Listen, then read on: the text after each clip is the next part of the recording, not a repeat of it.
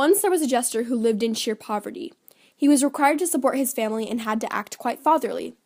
He performed on the streets for the children who hustled to school, and believe it or not, they thought he was quite cool. Even though he loved to perform for the common, he thought that making more money would be awesome. He secretly hoped that one day somebody would find him, but that had never happened, and he felt dim, yet hopeful. One day he kissed his family goodbye and headed to the streets. He began to fool around and noticed a few men who took front row seats. He did his thing and managed to get a chuckle. He noticed that one of the men had a pure gold ring just below his knuckle. After the entertainment, the jester gave a quick bow, and the men clapped, and it seemed as if they were about to have a cow. One man gave the jester a pat on the shoulder, and the jester felt as if he had been hit by a boulder. The man said, "How would you like to be the king's personal jester?" The jester replied with an "I would love to," and the man said that his name was Sylvester. The men gathered the jester and rushed him into the royal carriage. The jester wondered if the king possessed a marriage. Why that popped into his head was unknown, even to him. His chance with any lady was quite slim. Along with that thought, he imagined what it would be like to be bathed in riches, while he had totally forgotten about his family, who utterly missed his kisses. When they arrived at the palace, Sylvester showed him to his room. It was bigger than his whole old house, and he felt as if he would never feel doom. Sylvester told him that his meeting with the king would be at noon sharp, and also mentioned that the king's favorite instrument was the harp. While the jester practiced the harp, he had a sudden realization and missed his family. He promised himself that the next day he would fetch them and then return back to Harmony. At last it was noon, and the jester scurried down to meet the king, who, like Sylvester, wore a pure gold ring. As the jester approached him, he bowed and began to play. The king was stiff at first, but then decided to sway. He seemed to be very amused and not the slightest bit confused. The king knew that he was the right guy. And the king's wife even began to cry, for she had never heard such beauty, and neither had the jester, for the king's wife was such a cutie. After months and months of entertaining the king, the jester had simply forgotten his family, along with other things. He never went to get them, and the family missed their little gem, for they had no idea where he was, and just assumed he left with good cause. Until one day the jester's little sister heard the news, that her older brother left them, and it gave her the blues. She brought back the gossip and told her mom, and when she found out, she could not keep her calm. She told her son, who was the jester's brother. He started to curse and gave a hug to his mother. How could he do something like that to us? They thought of him and his riches and then could no longer discuss. Thanks to the jester, his little sister had to take up a job, cleaning shoes. And little did the jester know of this news. Meanwhile, at the king's house, the jester continuously hit on the king's spouse. And he saw no reason to stop, because these flirty looks, they would swap. One day after the jester performed for the king, he started to hear her sing. Since the king was leaving the palace for a business purpose, it had something to do with a purchase, the jester decided to sneak up to meet her. He believed they belonged together, and he hoped she would concur.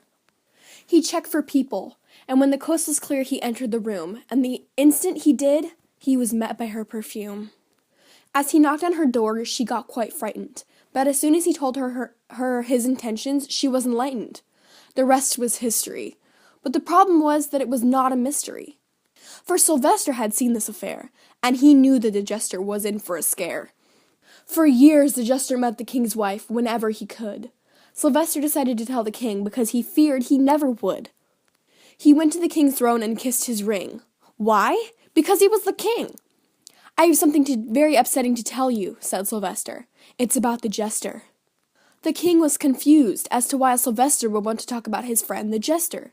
"My king, it seems that your wife and the jester have been, you know." The king considered this, and then seemed as if he was about to blow. "For how long has this betrayal been going on?" Sylvester told him, and the king said to run along. Sylvester fetched the wife and the jester, who were confused. They were, that was, until they were accused. The jester and the wife looked at each other, and the jester wished for a hug from his mother. Yes, he was a mama's boy. But the wife just pretended to be coy. "He took me by force, my king. I love you." The king, all witty and whatnot, knew it was not the truth, and he was thinking of the perfect punishment for them both. Maybe he would make them do an oath, or possibly sever their heads and hide them in sheds. He knew that it was just his anger talking, but he needed something hushed, yet shocking. Finally, he knew exactly what their punishment was going to be, and he made them both crouch below his knee. To my supposed loyal jester, the king made a quick hand gesture, you shall leave my palace at once and never come back. Hearing those words made the jester almost yak. But my master, she was the one who came to me. Being kicked out of the palace was something he did not need. The queen let out a deep gasp, and the jester wished that the moment would just pass. But she knew deep down that she did not want to be married to a man with a crown. You, my queen, are forced to stay with me, because if being my wife is so awful, then that is what you shall be.